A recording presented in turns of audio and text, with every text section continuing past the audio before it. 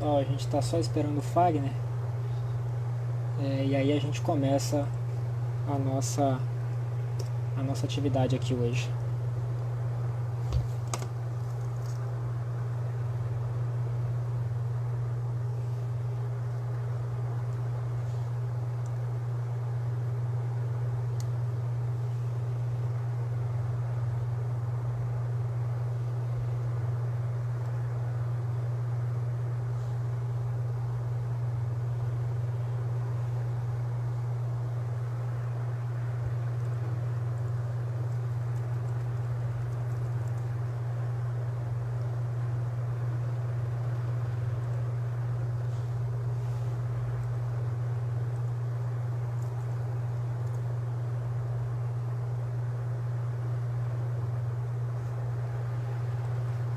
O Fagner já está entrando já, a gente já começa.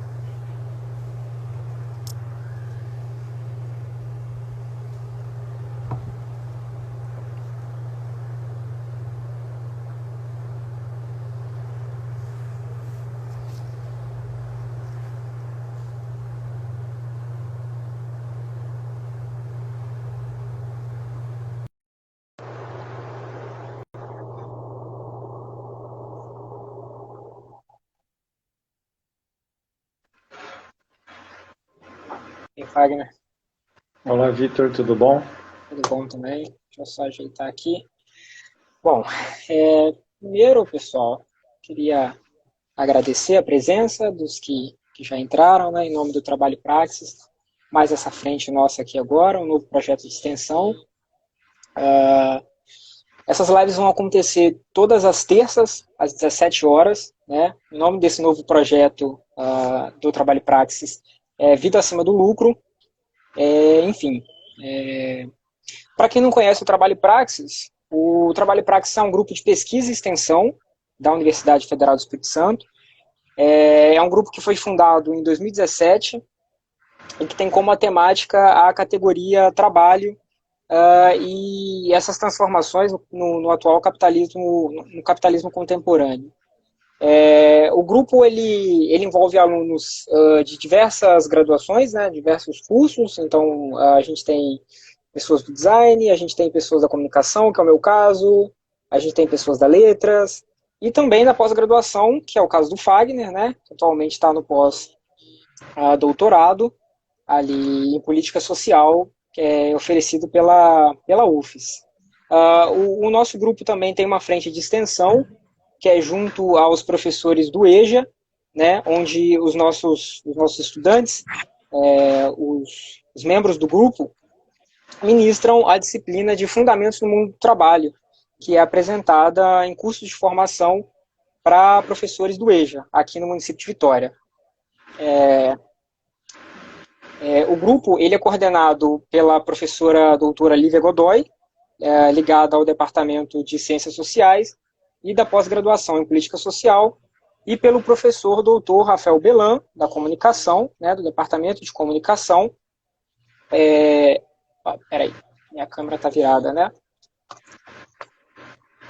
Eu não sei como é que eu vou deixar ele em pé aqui, porque o meu fone é embaixo.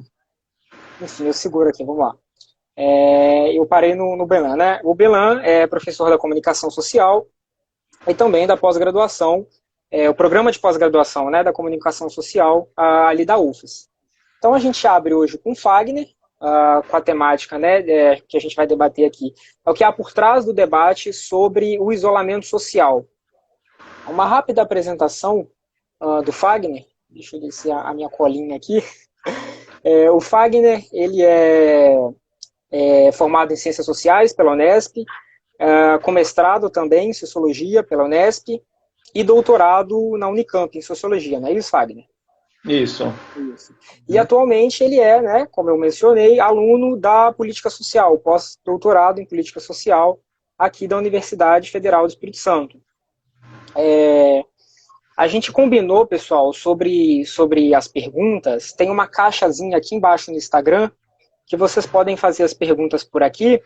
A gente vai fazer de 20 a 30 minutos a fala do Fagner, e depois a gente abre inicialmente um bloco de 3 perguntas, tá? E aí depois a gente vai vendo como é que vai ficar, a questão do tempo também, porque a gente tem o Instagram, ele acho que foi 1 hora, né, que falaram, que a gente consegue ficar aqui em live 1 hora, depois disso ele corta.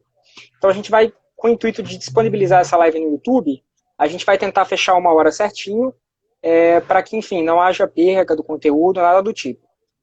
Fagner, você quer acrescentar alguma coisa? Não, tá perfeita Não? a apresentação, Vitor, tá perfeito. Tá. Então, Tá? pode começar. A gente tem mais ou menos de 20 a 30 minutos para sua fala, tá? Tá ok, então. Eu vou tentar me ater ao tempo aí, mas qualquer coisa você puxa minha orelha, tá? Tá bom, pode deixar. Tá ok. Eu decidi falar um pouco sobre essa temática, evidentemente, por conta do cenário que nós estamos vivendo atual, mas eu quero ir um pouco além. Eu quero ir um pouco além do que nós estamos passando para depois nós voltarmos à temática dos dias em que nós estamos vivendo, né? Que é o da pandemia, que é o do isolamento, o distanciamento social. Uhum. E aí eu quero problematizar isso do ponto de vista da política, né? Do ponto de vista do que há por trás desse isolamento, mas de um ponto de vista político e ideológico. Ou seja, o que eu vou tentar fazer aqui? Eu vou tentar, primeiramente, problematizar esse aspecto, né, esse aspecto político do isolamento social, e depois tentar pensar, jogar uma reflexão, para quem nos assiste aí, jogar uma reflexão sobre o momento atual, sobre essa forma de distanciamento ou de isolamento que estamos, pelo qual estamos passando. A primeira questão que eu queria voltar, vale lembrar, né, que do ponto de vista da marcha civilizatória dos seres humanos, o isolamento, a escolha por se isolar ou não, ela é uma conquista, né, uma conquista do ser humano, dessa marcha civilizatória, né? Ou seja, se nós formos pensar nas hordas, né, que tínhamos no momento pré-civilizatório, o homem não tinha a opção de se isolar, né? Sob pena de ele simplesmente enfrentar condições adversas, né? Da qual ele não conseguiria voltar mais, ou seja, enfrentar uma natureza adversa, porque sem os seus pares, né, ele não conseguiria dar respostas às dificuldades colocadas pela natureza. Então, resumindo, sozinho esse homem não conseguia viver, né, num momento pré-civilizatório. Esse distanciamento, né, portanto, da natureza, que o homem, na sua marcha civilizatória, conseguiu, permitiu que ele, né, hoje, opte, né, por se isolar ou não. Então, é uma opção hoje, né, do homem se isolar. Ou seja, foi uma conquista dessa marcha civilizatória e hoje é possível esse homem se isolar, né? É uma opção. Ele tem autonomia para isso. Depois eu vou discutir melhor qual que tipo de autonomia é essa. Mas vamos lá. Para falar então dessa autonomia que o homem conquistou hoje, de se isolar ou não, tem uma passagem de um texto do João Bernardo, eu não sei se depois nós podemos deixar os links ou disponibilizar de alguma forma esse material. Mas tem uma passagem muito interessante de um texto do João Bernardo, pensador português, que fala o seguinte, que o texto dele se chama Aridez e Futilidade, Parábolas da mais-valia absoluta e relativa, onde ele diz o seguinte, que a solidão ela não é o contrário da relação, né? Mas ela é o contraponto necessário, né? Ou seja, a solidão ela é o contraponto necessário da relação. Por que esse contraponto necessário? Justamente porque, pensa ele, né, argumenta ele, justamente porque é na solidão que esse homem pode refletir sobre si mesmo e fazer a sua autocrítica, né? Então, quer dizer, quando o homem decide de forma autônoma se isolar, ele consegue então, refletir sobre si, tá? E consegue também fazer uma autocrítica de si, tá? Então, quer dizer, ele coloca como um contraponto necessário.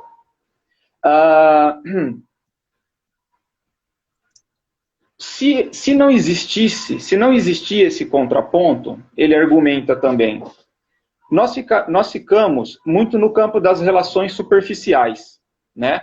São as relações estranhadas, as relações superficiais. Então, ele fala que então, ele argumenta que se ficarmos somente nessas relações superficiais, então, isso não nos impede de fazermos essa autocrítica sobre nós, indivíduos, tá ok? Então, esse acho que é o primeiro ponto que eu queria destacar. Ponto 1, que há, sim, há uma conquista do homem nessa sua marcha civilizatória de conquistar a sua autonomia, essa autonomia de querer, de se isolar ou não, e de que a solidão, ela é, sim, um contraponto necessário, né? Ela não pode ser somente mal vista ou deturpada, né? Se ela tiver essa essência, né? De nos levar a fazer essa autocrítica. Uhum. Na língua inglesa, no inglês, loneliness é solidão, é sinônimo de solidão e isolamento, né? Então, quer dizer, solidão e isolamento são a mesma coisa na língua inglesa. Por que eu estou ressaltando isso? Porque depois eu vou citar alguns artigos aqui, na qual fica bastante claro que há uma diferença. E eu acho que é algo que a língua inglesa não consegue contornar, né? Mas vamos tratar, então, como algo distinto, então, né? Qualitativamente distinto, essas duas coisas, solidão e isolamento, tá?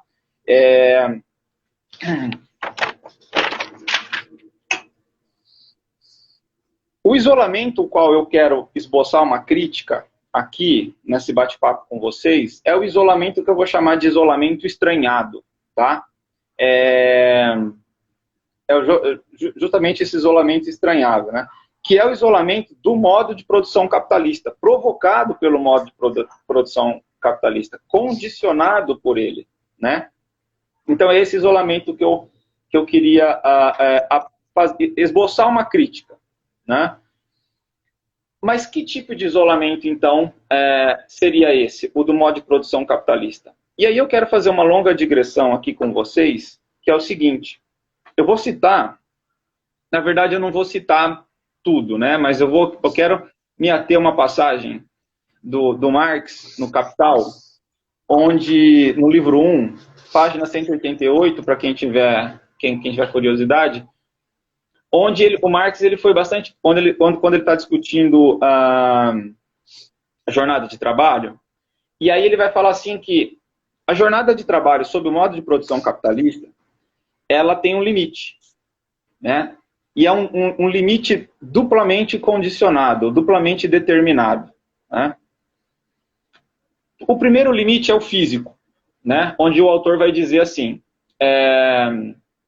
durante parte do dia, né, a força de trabalho, ela precisa repousar, dormir, né, limpar-se, vestir-se, etc. Além desse limite puramente físico, o prolongamento da jornada de trabalho esbarra em limites morais, né? O trabalhador precisa de tempo para satisfazer as necessidades espirituais e sociais. Ou seja, o que o Marx está dizendo aqui? Para além de um determinado limite físico, tá? Esse homem, ele também precisa ele também tem um limite moral, tá? Ele tem esse limite moral, que é justamente o quê? Se ele não estiver vamos lá, vou tentar aqui ser bastante, sob o risco de ser grosseiro, mas eu vou tentar mesmo assim. Se o homem não estiver, digamos, descansado, e mentalmente descansado, ele não é capaz, ou pelo menos vai ficar comprometido as relações que ele pode estabelecer, tá? Essas relações, elas vão ficar comprometidas também. Então, esse é o limite moral, tá? E aí, se nós formos nos ater Ao momento presente, do modo de produção, do modo de produção capitalista, ao modelo de produção que nós temos hoje, que é o do toyotismo, então nós encontramos um problema, né? Então nós encontramos um problema. Por quê? Porque hoje impera, a gente pode até depois discutir qualitativamente como que era nos modelos anteriores, né? Aí eu acho que tem prós e contras nesses modelos. Mas, falando da atualidade, é fato que hoje há uma combinação nefasta, né? No mundo do trabalho, há uma combinação nefasta entre a mais-valia relativa e a mais-valia absoluta, né? Ou seja, ao mesmo tempo em que técnicas e tecnologias foram desenvolvidas para intensificar o trabalho, a jornada de trabalho ela também vem sendo estendida, ou seja, toda essa condensação do trabalho, tá? Ela tem sido combinada com uma extensão da jornada do trabalho. Então, quer dizer, essa combinação nefasta, ela tem levado os trabalhadores, de um modo geral, a uma exaustão preocupante, que está colocando em xeque não só, né, a sua capacidade física, como também a sua capacidade moral, tá? Trazendo uma série de problemas que eu vou tentar discutir rapidamente aqui. Então, quer dizer, se a gente for pensar que hoje as doenças dos tecidos, dos chamados tecidos moles, as LER, DORT, né, osteomusculares, relacionadas ao trabalho, as LER, DORT e também as doenças de natureza psíquica são as que mais causam afastamento, tá? A gente vai ver o quão nefasto tem sido essa combinação imposto pelo atual modelo de produção. E que não é um modelo só o toyotismo, tá? Eu quero pontuar, deixar bem claro isso, que não se trata só do toyotismo como um tipo ideal de modelo, mas também de uma combinação perversa de outros modelos pretéritos, inclusive a escravidão, né? Que era qualitativamente diferente das anteriores, mas que esse modelo flexível, ele se combina, ele tem a capacidade de se articular com outras formas pretéritas de modelo de produção também, tá? E essa combinação que eu chamei de combinação nefasta e que tem levado os trabalhadores, as trabalhadoras, tá, a uma exaustão que, do meu ponto de vista, ela é bastante preocupante, tá? Então tá, dito isso, e se ficou claro, eu pude assistir um pouco, ver de perto um pouco disso na minha tese, na minha pesquisa do doutorado, onde eu entrevistei alguns trabalhadores do ramo metalúrgico, e ali, pela fala dos trabalhadores e das trabalhadoras que eu entrevistei, ficava bastante claro essa questão de que o cansaço físico e mental vinha cada vez mais impedindo, né, eles de se relacionarem, de se manter uma vida com seus pares, né, as relações mais triviais, as relações mais imediatas que são estabelecidas no dia a dia desses trabalhadores, tá? Eles se viam cansados, inclusive, de se juntar a essas pessoas, né? Então, entrevistei um trabalhador que, quando chegava o final de semana, não conseguia dar atenção devida ao seu filho, né? A mulher também não, né? Então, quer dizer, as relações em casais estão sendo comprometidas, relações entre pais e filhos, amigos, etc. Né? Então, quer dizer, é justamente esse cansaço físico e mental que tem trazido esses problemas, essa ordem de problemas para o trabalhador e para a trabalhadora. Eu queria pontuar também uma questão que é bastante importante. Por que muitas vezes esses trabalhadores eles se encontram nessa situação? Acho que a gente não pode simplesmente passar batido por uma questão que é de cunho político e organizacional, que é o seguinte: a gente tem que notar que esse trabalho, ele é um trabalhador... Wagner, Sim. cortou um pedacinho da sua voz. Poderia repetir o início? Tá, eu não sei de onde cortou, mas eu queria voltar, né, nessa questão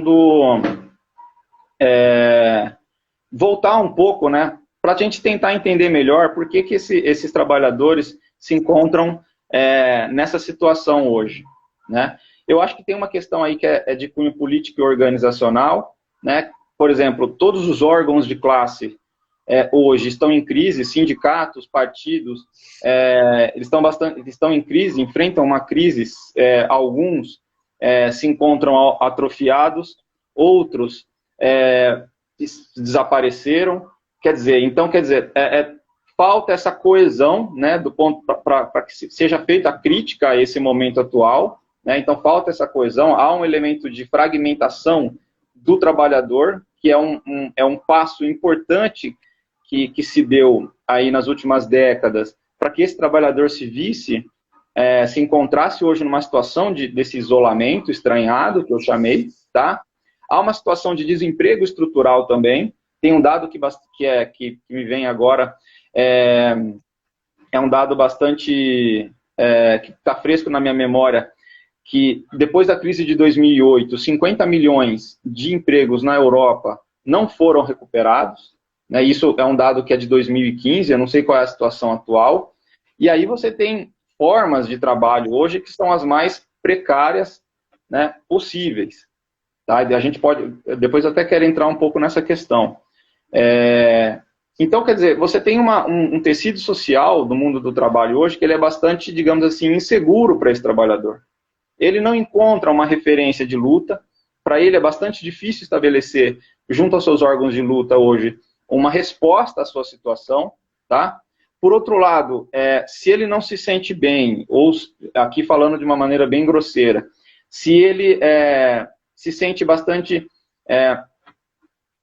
cansado, etc., naquilo que ele faz, ele acaba tendo que levar isso até as últimas consequências, justamente porque o cenário do mercado de trabalho é um cenário desfavorável a ele por conta do desemprego estrutural, né? Pontuado isso,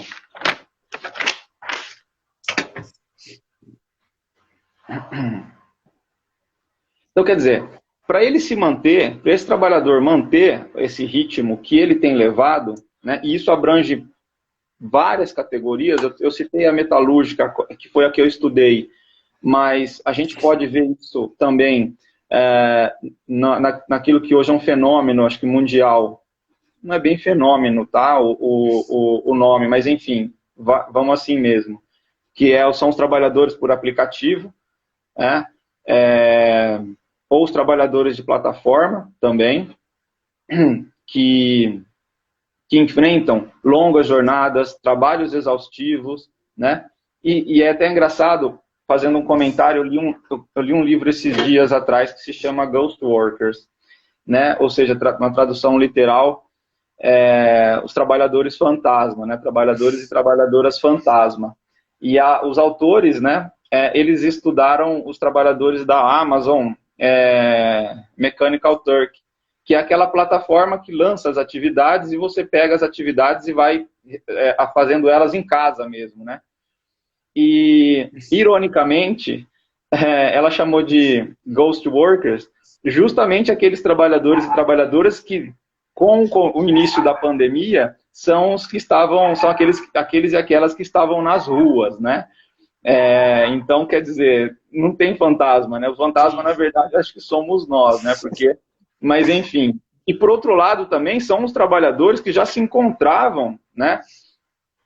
Isso eu falei dos Uber e dos entregadores delivery, mas são também os trabalhadores que já se encontravam em isolamento, né? E que não foi, foi um isolamento que foi compulsório, né? Foi um isolamento que não foi um isolamento nas suas casas, que foi compulsório. Eles tiveram que optar em trabalhar em casa na plataforma da Amazon, né? Para poder sobreviver, para ganhar um dinheiro. A pesquisa dela se debruça sobre a China, por exemplo. E aí, para enfrentar essa situação precária, né, o que acaba acontecendo? Né? Esses trabalhadores, aqueles que não adoecem, muitas vezes adoecem a ponto de pedir para que saia, pedir afastamento, né? Eles acabam fazendo uso de estupefacientes, né, drogas, álcool e etc., que, de alguma forma, é o que permite eles, por um lado, serem mais produtivos, porque geralmente as cadeias de produção exigem isso dele, e por outro lado também é o que permite muitas vezes que esses trabalhadores e trabalhadoras estabeleçam os laços com os seus familiares, tá? E amigos. Então acho que essa é uma questão que a gente tem que pensar sobre o capitalismo atual e como que esse capitalismo tem colocado isolamento, né? Eu queria aqui fazer um pontuar, é uma reportagem que depois, se o perfil puder colocar, disponibilizar, é uma reportagem do The Economist sobre a questão do isolamento, né, que é bastante interessante, eu achei bastante interessante essa reportagem, né. Tem outras também, tem uma do The Guardian que eu li, e também tem outros livros que eu acho que debate essa questão, e aí, nessa reportagem do The Economist, ele fala desse processo evolutivo, né, do isolamento e tal, da solidão, como queiram, mas aqui eu estou usando como isolamento estranhado, tá? E aí ele diz assim, o artigo diz assim, o artigo diz assim, que o problema ele começa quando esse isolamento ele é prolongado demais, né? E quando ele é involuntário, ou seja, as pessoas não têm outra alternativa a não ser se isolar. E aí cita, dá vários dados de como que afeta sobremaneira a saúde, né? Se manter em isolamento, nesse tipo de isolamento, afeta sobremaneira a saúde dessas pessoas, desses indivíduos, né? E ela dá vários dados, tá? Quem se interessar, se o perfil puder colocar o link lá, vai ser interessante. Mas, por exemplo, viver sozinho, tá? Faz com que haja uma maior chance de vir a óbito mais cedo, tá? Isso 32%, uma pesquisa que ela cita, que a autora cita. E outros diversos estudos vão mostrar que há uma correlação entre a solidão, ou esse isolamento estranhado, que é o que eu estou defendendo aqui, está relacionado a uma série de problemas de saúde, como ataque do coração, derrame cerebral, câncer, distúrbios alimentares, uso de estupefacientes, distúrbios do sono, depressão, alcoolismo e ansiedade, né? Um outro autor que eu gosto de citar também, embora a pegada dele não seja refazer essa relação entre o isolamento e o trabalho, é o Andrew Solomon, né?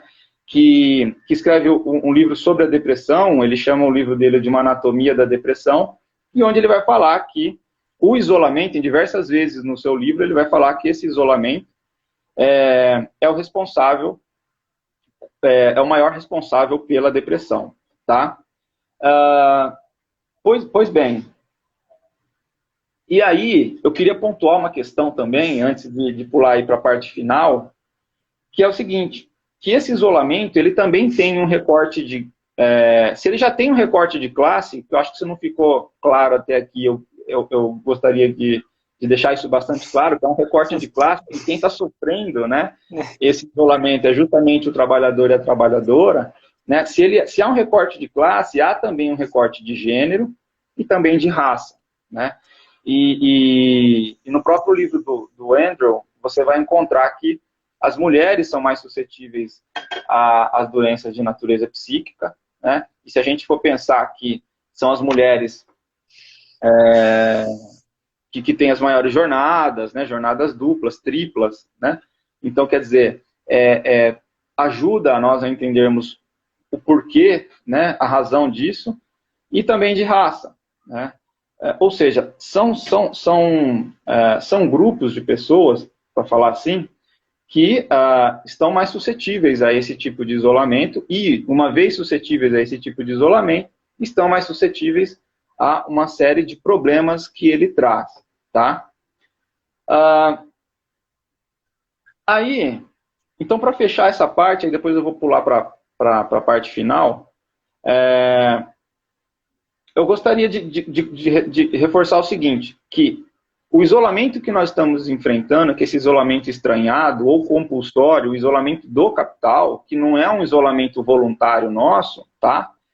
Ele é fruto, sim, de um profundo, de um processo de fragmentação da classe trabalhadora, né, que não encontra mais, hoje pelo menos, né, uma iniciativa ou outra, a gente pode debater isso posteriormente, tá? Mas não encontra hoje laços de solidariedade, né, formas de coesão para enfrentar essa situação. Então, eu queria deixar isso bastante claro para finalizar o que eu entendo, essa questão mais política e ideológica do isolamento, tá? E aí, e o isolamento da pandemia? Né, que a gente vê num momento bastante inusitado, bastante particular da nossa história, eu penso assim. E aí, e esse isolamento, o que a gente faz? Eu vou deixar essa questão em aberta, mas eu quero pontuar duas coisas, tá? Eu acho que, por um lado, porque assim, deixa eu só fazer um parênteses, né? Esse isolamento, muitos estão dizendo assim, está em vias de terminar. Eu já acho que não. Porque, assim, ouvindo os virologistas e tudo que a gente tem lido, me parece que vai ser um vai e volta isso, né? A gente vai abrir, tem algumas cidades que já estão, alguns países e cidades que já estão abrindo, mas provavelmente, a depender aí do espalhamento do vírus, né, e do agravamento do colapso do sistema de saúde, etc., vamos ter que fechar de novo. Então, quer dizer, a gente vai ter que lidar com essa forma aí de isolamento nova, que é o isolamento da pandemia, tá? E aí, pensando um pouco nessa questão, eu queria dizer que, por um lado, acredito eu, tá? Essa aí já não é uma análise, mas é do que tudo isso que eu falei me leva a acreditar. Por um lado, eu acredito que ela pode maximizar, tá? Essas formas estranhadas que eu apontei. Então, por exemplo, tem alguns dados que já começam a surgir e que estão na mídia, dá para a gente buscar facilmente, tá? Aumento de agressões às mulheres em casa, tá? Eu acho que isso espelha um pouco isso que eu estou dizendo. Aumentou os casos de feminicídio, de agressões às mulheres. É um indício de que o isolamento da pandemia pode maximizar alguns elementos que eu coloquei há pouco, tá? E também o uso do álcool, né? Ou seja, me parece que a venda de bebidas alcoólicas aumentou também, o que seria mais um indício, tá? Um outro artigo que eu li também, e que ele é bastante, que ele é provocativo nesse sentido, que é um artigo que diz justamente que esse isolamento ele tem um alto potencial. Eu vou citar a referência aqui, tá? Desse artigo. Ele saiu deixa eu só ver aqui. Tá aqui. É um artigo da Revista Brasileira de Psiquiatria. Ele está em inglês, mas acredito que deve ter. É um paper, na verdade, mas também deve ter em português, de uma psiquiatra que se chama Kátia Fernandes Santos, tá? E ela, dentre outras coisas, no final ela fala que justamente que esse isolamento ele pode levar a uma série, tem um potencial para levar a uma série de problemas para o indivíduo que está se isolando, como, por exemplo,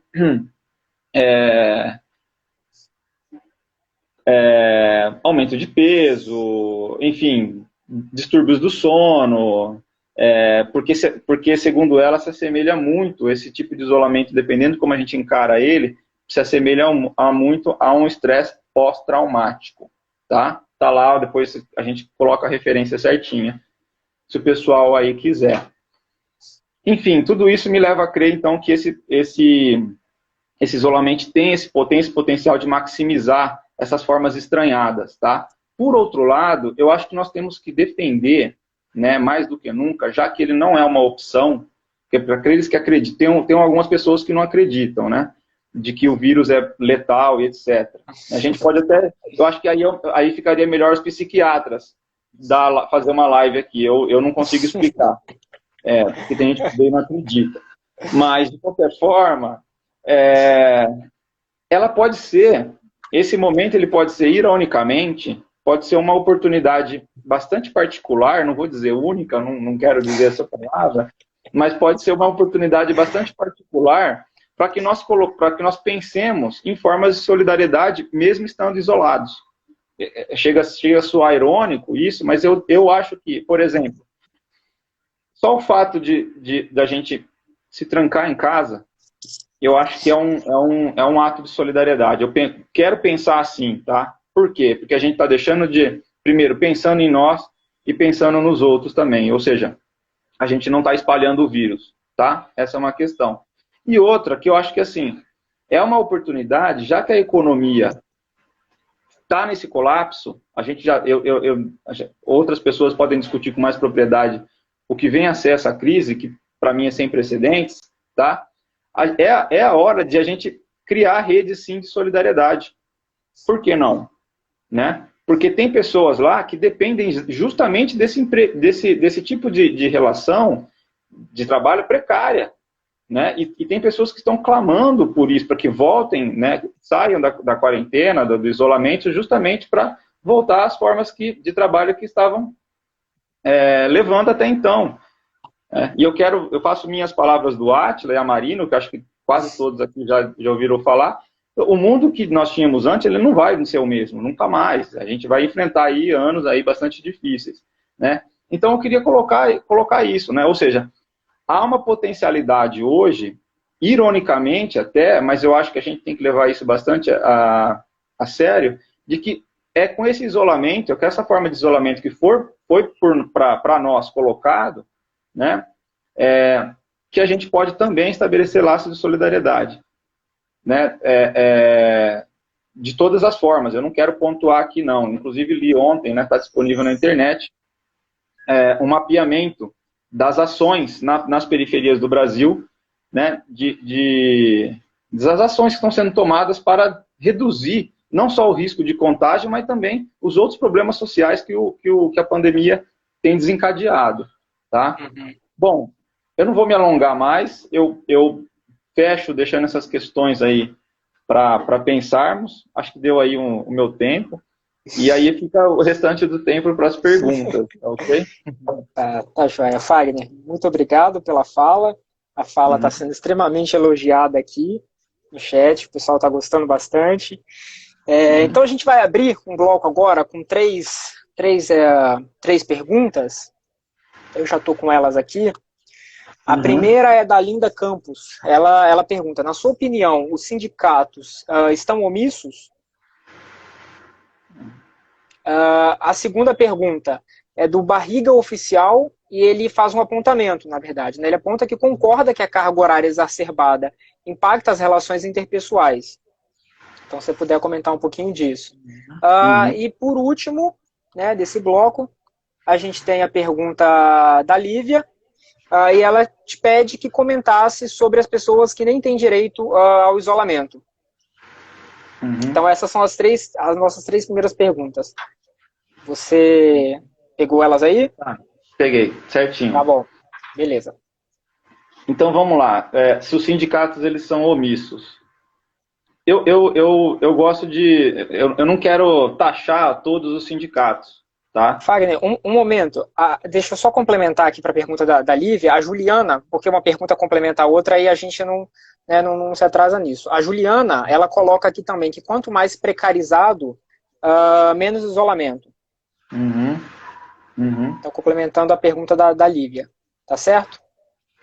Beleza. Tá, beleza.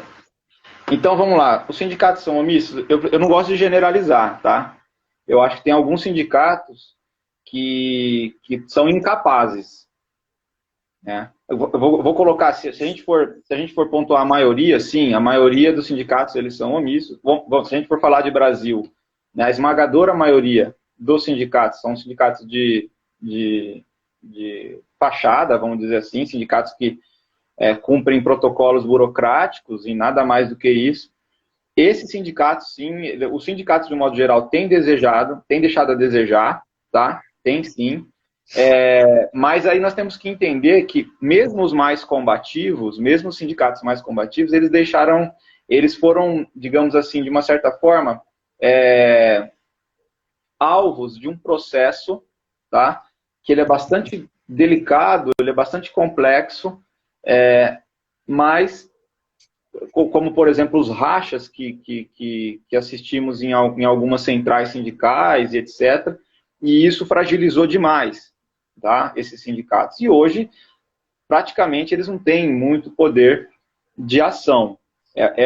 Se eles são omissos, a esmagadora maioria sim, mas eles não venderam, ao longo do tempo, esses sindicatos, eles não venderam outra coisa, né? Eles já são omissos em situações normais, tá? Então, quer dizer, não dá para exigir, da maioria dos sindicatos, não dá para exigir muita coisa, tá? Então, esse acho que é um primeiro ponto. Agora, é claro, a gente pode exigir daqueles sindicatos que são combativos? Depende. Depende, acho que depende muito da conjuntura, depende muito disso. Nós estamos vivendo um momento muito difícil para organizar a classe trabalhadora. E os sindicatos hoje, eles não são mais a linha de frente disso. Para mim, eles vão ficar a reboque até, tá? Estão a reboque de outros movimentos sociais. Ainda que um ou outro guarde um potencial de organização. O segundo comentário, de fato, né, e aí eu já comento a terceira questão.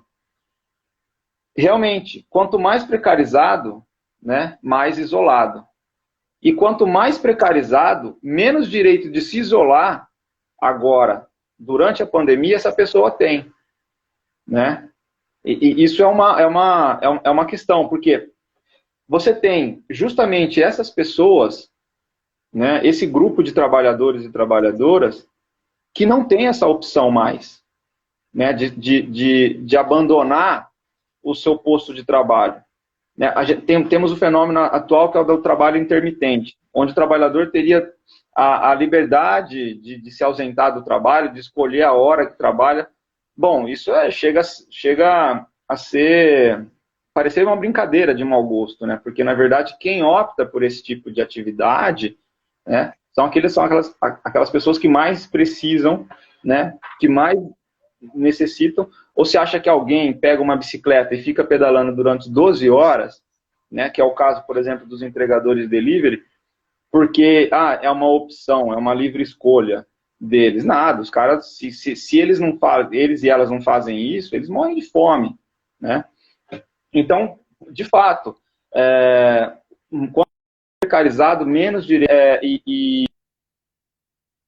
e justamente aqueles que têm menos direito é o que estão sendo mais penalizados nesse momento, né? Estão sendo mais penalizados. Eu citei esse trabalho da Mary Gray, e o outro autor eu esqueci, que é o Ghost Workers, justamente por conta disso, né? Porque lá a pesquisa, embora a pesquisa dela se debruce mais nos trabalhadores e trabalhadoras da Mechanical Turk, da Amazon e de outras plataformas, tem também acho que do Hotmail, eu não me lembro bem lá agora de cabeça, mas justamente, ela coloca assim um cenário, né, de que sempre houve, né, um trabalho onde uma camada da população não tinha alternativa a não ser fazer trabalhos extremamente precários, mal remunerados, com jornadas extensas. Então ela cita, por exemplo, eu achei até engraçado, bastante curioso, né, aquelas mulheres que até virou tema de um filme, aquelas mulheres que trabalhavam por trás do lançamento da Apollo, se não me engano. Acho que o filme chama... esqueci agora, me foge aqui o nome do filme. Mas eram mulheres negras que trabalhavam numa indústria de ponta e faziam um trabalho de ghost workers numa época, segundo a Mary Gray fala, fazia esse trabalho de ghost worker. Ou seja, elas faziam um cálculo manual, porque se as máquinas errassem, elas estavam ali para elas estavam ali para poder, digamos assim, impedir que os erros de cálculo das máquinas pudessem causar algum tipo de acidente no projeto que eles tinham. E hoje há um projeto também em andamento dessas plataformas, e quem tem realizado, que é um projeto que ela fala de inteligência artificial, né? E aí coloca essas plataformas como Uber, coloca as plataformas como a Amazon e etc. Quem está por trás é justamente esses ghost workers, esses trabalhadores e trabalhadoras fantasmas, que estão realizando esse tipo de trabalho para alimentar, né, um enorme banco de dados que a gente não sabe muito bem onde vai dar, né? E são trabalhadores que não têm opção. É isso que está sendo colocado para eles, né? O Uber, mas aqui eu quero deixar bem claro que o isolamento em si, ele não é um fenômeno só desses. Esses trabalhadores e trabalhadoras, eles estão mais vulneráveis, sim. As jornadas deles são extensas, tá? Os direitos praticamente inexistem, mas é um fenômeno que abrange todas as categorias. Eu não sei se tem, eu não sei se eu fui claro na minha resposta, né? Não, acho que tudo bem. Foi bacana. Obrigado novamente. Os elogios continuam aqui no chat, então a gente agradece, Fagner. Vamos para mais um bloco? A gente tem mais ou menos mais uns 15 minutos. Pode ser. A gente abre mais um, pode ser? Pode, claro. Tá, então vamos lá. A gente tem aqui o apontamento da Nara, ela te pede que fale um pouco mais sobre as particularidades de raça e gênero. Aproveitando que a Nara perguntou, a gente vai ter uma live, pessoal, com esse tema, já está acertado. A gente, enfim, vai divulgar ainda, mas a produção adiantou aqui no Ponto Eletrônico que vai ter uma live com isso. E, enfim, a gente vai divulgar um pouquinho mais para frente. A Viviane, ela pergunta, se o isolamento é estresse pós-traumático, tem como evoluir pessoalmente nesse processo? E o Leandro, para fechar esse bloco, ele fala, a crise atual pode fortalecer as entidades de classe? Essas são as 3 perguntas desse bloco. Repete a do Leandro, por favor. A do Leandro? O Leandro pergunta, se a crise atual pode fortalecer as entidades de classe?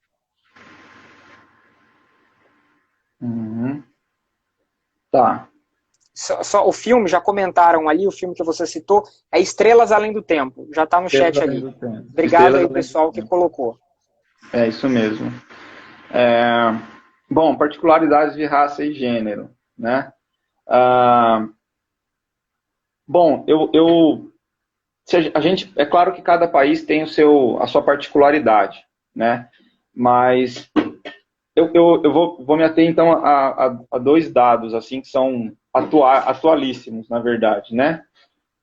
Nos Estados Unidos foi constatado que numa reportagem que saiu em vários sites que estão morrendo 2 vezes mais negros e negras, tá? E latinos do que outras raças. Vamos refletir um pouco sobre esse dado. Você tem uma maior exposição, né, dessa parcela da população norte-americana ao vírus, em um menor acesso, tá, ao sistema de saúde lá dos Estados Unidos, que nós sabemos que não é público. Ora, se está morrendo mais, é uma combinação de maior exposição, justamente porque são pessoas que não têm, né, opção de se isolar, e aí, né, voltando na resposta anterior para a Lívia e para a Juliana, que, né, colocaram isso também, ou seja, são pessoas que não têm essa opção de se isolar, porque tem que sair para as ruas para trabalhar, tá? Não tem opção, ou seja, e tem um corte de classe, portanto, né? Quer dizer, de raça, portanto. E aqui no Brasil, né, inclusive há um temor enorme justamente de que esse vírus chegue com força na periferia, né, por uma série de uma periferia que é majoritariamente negra, e aí eu gostaria de falar do corte de raça, tá? Majoritariamente negra, e que se teme hoje que esse vírus chegue até essa parcela da população. Porque é também uma população que, historicamente, enfrentou sempre as piores condições de trabalho, tá? As piores condições de moradia, portanto, falta saneamento, falta educação, ou seja, a história vai cobrar justamente dessa parcela da população brasileira, tá? O momento atual vai cobrar, está cobrando, né? Não dela, mas de nós todos, exatamente isso. Ou seja, historicamente não tiveram acesso à educação, historicamente não tiveram acesso à habitação, a trabalho digno, muito menos, tá? Lembrando, 300 anos de escravidão, essa história a gente já conhece, não é, eu acho que não é necessário ficar repetindo, porque eu acho que, de uma certa forma, todos nós sabemos, se não sabemos, é bom que a gente procure saber, porque está na hora, né? E essa pandemia vai cobrar caro, está cobrando caro, né? De nós todos, justamente isso. Aliás, eu não tenho dados de como tem chegado, né, o vírus nas periferias, né? Acho que a subnotificação é enorme, então acho que a gente tem que se preparar aí para dados assustadores. E é justamente essa parcela da população que tem saído às ruas, que tem se expondo, né, que está se expondo. E aí, como eu disse, eu não tenho dados precisos, tá, sobre a questão de gênero, por exemplo. Eu não tenho dados precisos aqui comigo. Mas eu sei que as mulheres têm uma dupla, isso é fato na literatura sobre gênero e trabalho. As mulheres têm dupla, tripla jornada, porque além de ter o seu serviço, os seus contratos de trabalho, as suas atividades, chegam em casa, tem que muitas vezes cuidar do filho e também da casa, tá? Que é um elemento importante da reprodução, né? Que é um momento extremamente importante da reprodução do trabalhador e da trabalhadora. E aí esse cansaço, né, físico e mental cobra das mulheres, tá, um preço muito alto. Tanto que o índice está lá no livro do Solomon, os dados são desatualizados e se restringem, acho que aos Estados Unidos e à Europa, mas quem tiver curiosidade, está lá no livro do Andrew Solomon, que elas são sim mais suscetíveis, por exemplo, à depressão, tá? Eu não tenho dados aqui para informar, mas as mulheres são as que mais sofrem os impactos, tá, desse isolamento, que eu chamei de isolamento estranhado, né? Sobre a pergunta da Viviane, se é um caso de estresse pós-traumático, se é possível a gente superar, né? Não foi essa palavra que ela usou, mas olha, eu acredito que sim. Eu não entendo tecnicamente o que é um estresse pós-traumático, tá? Eu não entendo. Mas eu acho que o que a gente deveria fazer, isso que eu chamei a atenção, acho que é um desafio nosso, né? É justamente o de evitar que esse isolamento se torne um estresse pós-traumático, tá? Primeiro, eu acho que ressaltando a importância, né, política de defender o isolamento social agora e de se criar redes de solidariedade para que, junto àqueles que mais, nesse momento, se encontram mais vulneráveis e mais necessitam, porque se não morre do vírus, morre de fome. É uma opção sombria, ou seja, não tem para onde correr. Eu acho que é aí que entra um pouco de um papel mais ativo, não é somente se trancar em casa, mas também pensar alternativas da gente estender redes de solidariedade, né, junto a essas pessoas. Eu acho que isso sim, eu não sei se eu estou sendo claro na minha resposta, mas eu acho que isso sim nos daria faria com que nós não ficássemos isolados. Apesar de fisicamente isolados, tá? Seria um isolamento qualitativamente diferente, onde nós estaríamos, sim, de uma certa forma, estabelecendo relações sociais, né, de solidariedade, e não estranhadas. A última questão do Leandro, acho que ela é mais espinhosa, né? Se a crise do capital ela pode fortalecer. Eu vou citar uma frase famosa da Rosa Luxemburgo, assim, só sente o peso das correntes aqueles que se mexem. Eu acho que se a gente se mexer, a gente pode encontrar essa resposta, se a crise atual, ela pode, sim.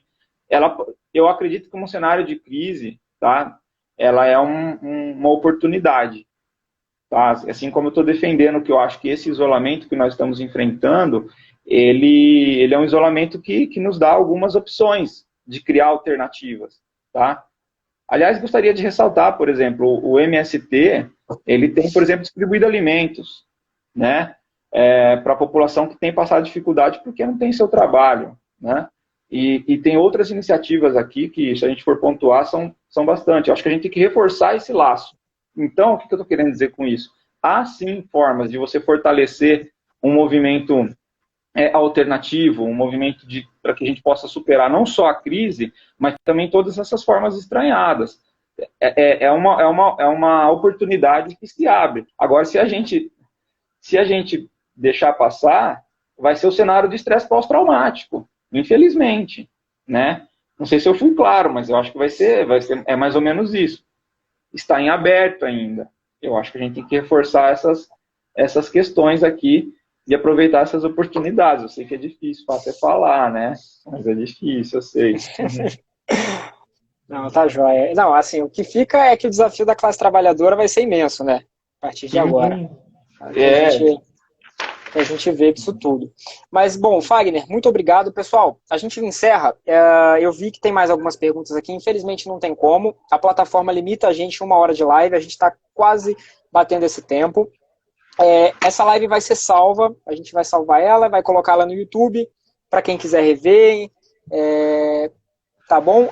A diretora Lívia está falando aqui no Ponto Eletrônico de novo que a próxima live, pessoal, vai ser sobre uberização, tá? Então, um tema que já foi conversado aqui, né, Fagner? Você adiantou um pouco sobre entregadores, né? Esse trabalho mediado por aplicativos. Então, terça-feira, de novo, pessoal, às 17 horas, tem mais uma live. O convidado, a gente vai fazer o flyerzinho e libera para vocês essa semana ainda, tá? O Grupo Trabalho Praxis agradece imensamente a presença de todos e todas aqui, tá? A interação, os questionamentos que foram levantados, as perguntas, enfim, é novo para a gente do grupo, essa plataforma, a questão da live, então a gente agradece demais por todo mundo que compareceu e que interagiu junto comigo e com o Fagner aqui hoje. Fagner, você quer, para fechar, alguma coisa? Não, eu gostaria de agradecer, né, a todos que ficaram aí com a gente até agora. E, enfim, se quiserem debater, a gente está por aí, né? Das redes sociais, enfim, a gente está aí para realmente debater e, enfim, encontrar alternativas. É isso. Tá joia. Pessoal, curtam as nossas redes sociais, aqui o Instagram, o Facebook também, a gente tem uma página lá. Lembrando que todos esses links que o Fagner citou, né, os artigos, os textos, o filme, a gente vai disponibilizar para vocês os links depois. A gente coloca aqui no Instagram e também coloca lá no Facebook, tá bom? O Trabalho Praxis agradece demais a presença de todo mundo aqui hoje.